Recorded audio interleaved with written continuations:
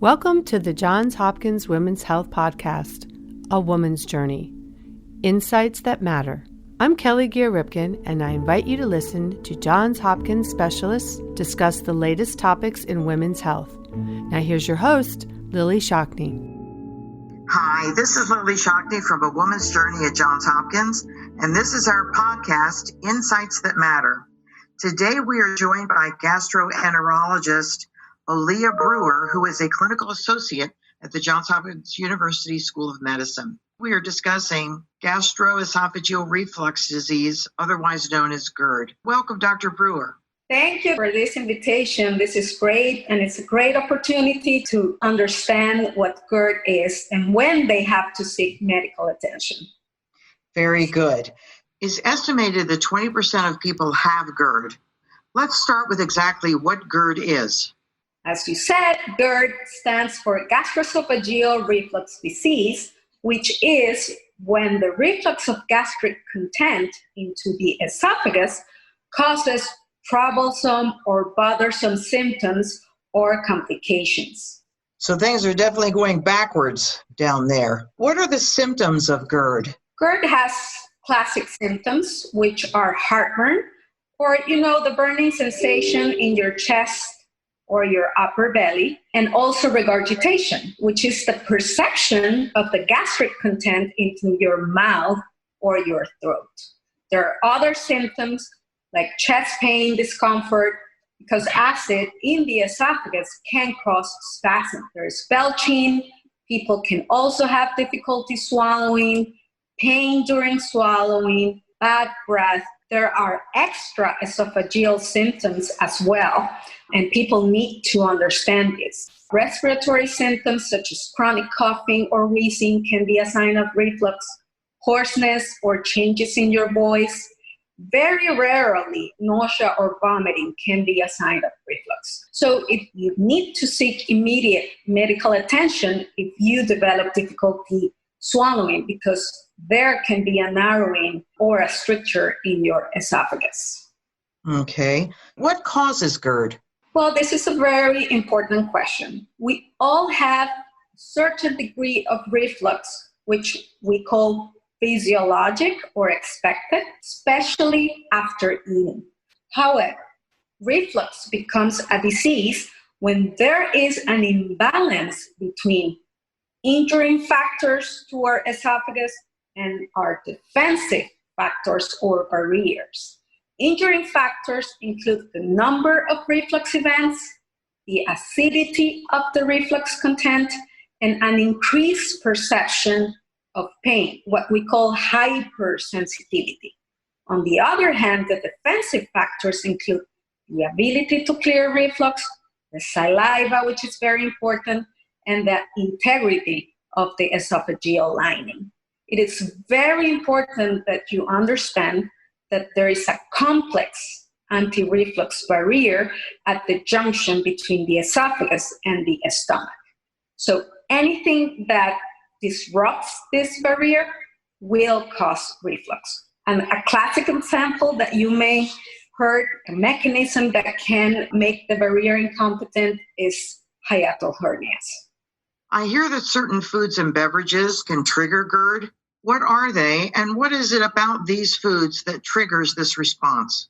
Usually fatty foods, spicy foods, chocolate, peppermint, caffeine, alcohol, all these traditionally have been linked to reflux because potentially they could relax that sphincter that is part of the esophagogastric barrier I was mentioned earlier. However, randomized controlled trials have failed to define a real association with this type of foods. Are there also other factors, such as the environment or certain medications, that can also cause GERD? Yes, there are. Smoking is a key factor favoring reflux. Smoking decreases the amount of saliva that I was telling you is part of the factors in the esophagus. Also, saliva helps clear the reflux from the esophagus. So smoking will decrease the amount of saliva. Obesity is also a very important factor that can cause reflux. The mechanism is not well understood, but the theory is that the increased fat in the abdomen will increase the intra-abdominal pressure, and that will cause more reflux. Also, this intra-abdominal pressure can disrupt the barrier by causing or aggravating a hiatal hernia. Regarding medications, usually the calcium channel blockers, nitrates, which are typically used for high blood pressure, some antidepressants, what we call tricyclic antidepressants, opioids, these all are known to relax that sphincter in the barrier and could induce some reflux. So how is GERD diagnosed? The diagnosis of GERD is mainly clinical, based on the interview and the clinical symptoms, especially when the patient has the classic symptoms I just mentioned to you, the heartburn and the regurgitation. When this happens 2 to 3 times a week, we can call this GERD. However, when there are alarm symptoms, which are typically difficulty swallowing, weight loss, GI bleeding, loss of appetite, anemia, nausea or vomiting, which are not typical, we will do additional testing. There are patients also, as I told you, that will present with atypical or extra esophageal symptoms, the respiratory symptoms we were discussing, hoarseness. So these patients, these symptoms could be explained by other diseases. So in these patients, we typically do testing. And finally, due to chronic reflux, there are risk factors to develop Barrett's esophagus that will also prompt additional testing. The diagnostic procedures for GERD include the upper endoscopy, which is the camera that will go down your throat and looking into the esophagus and the stomach.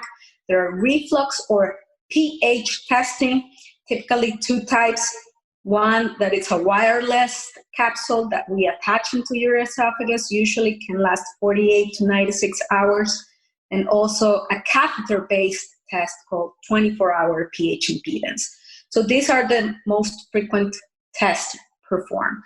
There is also the barium swallow, which is where you drink some contrast and some x-rays will be taken. Usually we complement this with the upper endoscopy and pH testing. We don't use it typically for as the first test to diagnose reflux. There is also the esophageal manometry. This will reserve it for patients who have chest pain as main symptom and also who has difficulty swallowing, especially after we have ruled out stricter or other complications from GERD, not as a first-line test. What are the complications that can result from having GERD? This is a very important question. The main complications of reflux are esophagitis or inflammation of the esophagus with erosions or ulcers, esophageal strictures or narrowings that can cause difficulty swallowing, and this is as a consequence usually from a healing esophagitis because of scarring. Barrett's esophagus, very important. This is the replacement of the normal esophageal lining of the esophagus by another type of lining. And this is usually as a consequence of chronic reflux. This occurs in about 5% of patients with GERD. And the important thing about it is that predisposes to esophageal cancer. The risk factors for Barrett's esophagus are, again, chronic GERD, 5-10 years, male sex, age greater than 50 years, white race, obesity, smoking, among others. And the extraesophageal complications of GERD include tooth erosions that can give you bad breath, chronic inflammation of your throat or laryngitis, changes in your voice, asthma, and also could potentially cause narrowing on your airways. This is rarely, but it can happen. Does GERD ever become an actual emergency? Very rarely, but when there is a narrowing in your esophagus causing the difficulty swallowing, the food can actually get impacted into your esophagus. When patients start vomiting or vomit of blood, then you should seek emergent medical assistance. What treatments are available now, And what is on the horizon? Again, very important question. The mainstay of therapy for GERD is lifestyle changes, such as weight loss, elevating the head of the bed, avoiding meals 2 to 3 hours before bedtime. If these very simple interventions fail, then drug therapy is actually indicated. Medications for GERD include the famous proton pump inhibitors, or PPIs, which are the therapy of choice, especially to heal esophagitis. These medications will reduce the amount of acid in your stomach and should be taken 30 to 60 minutes before a meal so they can get activated. H2 receptor blockers are the other typically used medications, like famotidine, ranitidine, cimetidine. These are indicated when patients are taking PPIs and still have breakthrough symptoms, especially nocturnal breakthrough symptoms. Usually they're not used as a first-line therapy. Antacids, which will neutralize stomach acid, especially after eating, again, they're not usually used as a first-line therapy either, usually in conjunction with the others. Alternative therapies are being investigated, but to date, none have consistently shown significant benefits. Such medications like metoclopramide, Reglan, or domperidone, these have been around in the market for years. They might help your esophagus contract better and empty your stomach faster, but they have important side effects, such as cardiac arrhythmias. Bile acid sequestrants, some of them cholestyramine, we use it for other reasons, like to lower your cholesterol. This is important when you are suspecting bile reflux, not acid reflux. Then you have new medications that are in phase 3 trials currently, and we're expecting results in 2021. These are called potassium competitive acid blockers. The one available is called vonoprazan, and it's only currently available in Japan. Technically, they work similarly to PPIs, but are thought to be even more effective than PPI. You mentioned elevating the head of the bed. Exactly how high does that need to be? Yes, regarding the lifestyle changes, elevation of the head of the bed, it's important. Usually you should seek 45-degree reclining. There are devices that you can use for this, pillows, but definitely you should not lay flat when you have GERD. Other things that I mentioned, eat smaller, frequent meals, do not eat 2 to 3 hours before bedtime, and avoid smoking are simple interventions we will do to make reflux better. I think these all sound similar except for smoking. And people do need to stop smoking, not just to reduce their risk or symptoms of GERD, but also because smoking causes so many other diseases and disorders. So they should invest their time and energy in trying to figure out how to stop smoking. Losing weight makes sense. Not wearing tight clothes. I've certainly seen enough men that have a belt on that might be a size 36, when really it should be more like a size 42. I'm curious to know if vaping is also as concerning from this perspective as smoking is. Yes, again, even with smoking, the main issue regarding reflux is decreasing the production of the saliva.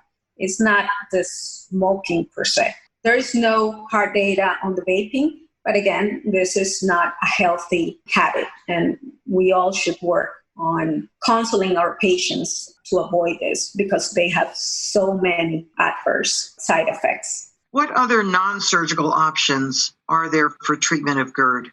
There are endoscopic, minimally invasive anti-reflux options for GERD. The best studied to date is called transoral incisionless fundoplication, or TIF. This uses a special device called the Esofix device with an upper endoscope, the camera I mentioned earlier.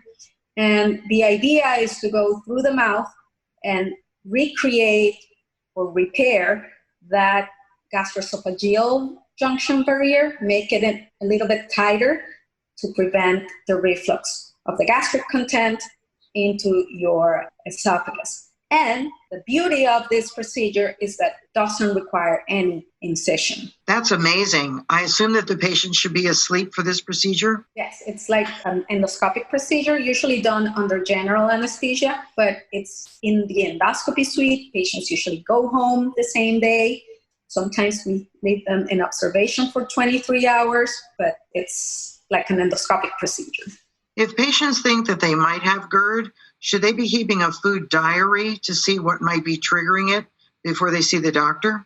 Yes, even though, as I said, there is no strong association of certain foods with the reflux, patients still have a perception of certain foods causing the perception of reflux. So yes, keep a log and obviously avoid the triggers. Again, the typically things that could cause some relaxation of the sphincters are the chocolate, peppermint, spicy foods, those typically things that we all know. Oftentimes when a patient is pregnant, she may have symptoms of GERD. What should she do regarding these symptoms? Because I would suspect that some of the treatments might be contraindicated due to pregnancy. This is a very challenging question because, yes, pregnant patients will have more reflux than non-pregnant patients just because of the uterus growing and the hormones. But they should consult to the OBG because the safety profile of some of the typical anti-reflux medications like the PPI is not well understood. So usually they are prescribed H2 blockers like famotidine. Again, PPIs, we don't know exactly how they, especially in early pregnancy. So we typically do not recommend this. But again, pregnant patients need to discuss with their OBG regarding the reflux. I'm sure many of our listeners have seen commercials on TV that are advertising specific drugs associated with GERD. Should patients go ahead and get these medications and self-prescribe, or should they instead be contacting their PCP for evaluation? Obviously, this is a controversial topic always because there's so much out there regarding the purple pill. Yeah. So there's no straightforward answer. PPIs or the purple pill still are the first line medications for GERD. Still, they changed the way we treated GERD, the way we see GERD. There are non-conclusive data out there linking them to many adverse events, such as chronic kidney disease, diarrhea, osteoporosis, dementia, among others. But let me tell you, a recent randomized controlled trial that followed patients up to 3 years of daily PPI use failed to show these type of side effects on most of the patients. So the only side effects that was seen after 3 years was diarrhea and gastrointestinal infections, especially with the bad bacteria that you may know called C. diff. It has been linked to the use of PPI. But there are patients who need these medications. If you have Barrett's esophagus or you have reflux esophagitis, these are the medications shown to heal the esophagitis, and that will prevent progression of the Barrett's esophagus to precancers and then esophageal cancers. So you need to discuss with your primary care before deciding to stop this. And the other important thing I want you to know is that when you are taking these medications for a long period of time, one, you need to try to take the lowest tolerated dose. That's one key thing we need to always take in mind and discuss with your primary care.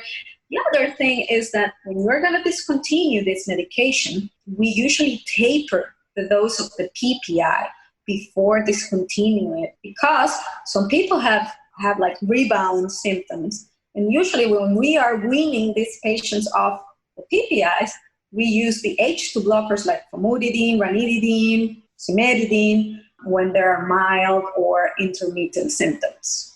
How often do patients actually need surgery for their treatment of GERD because the other methods have not worked for them? So what percentage of patients would that be?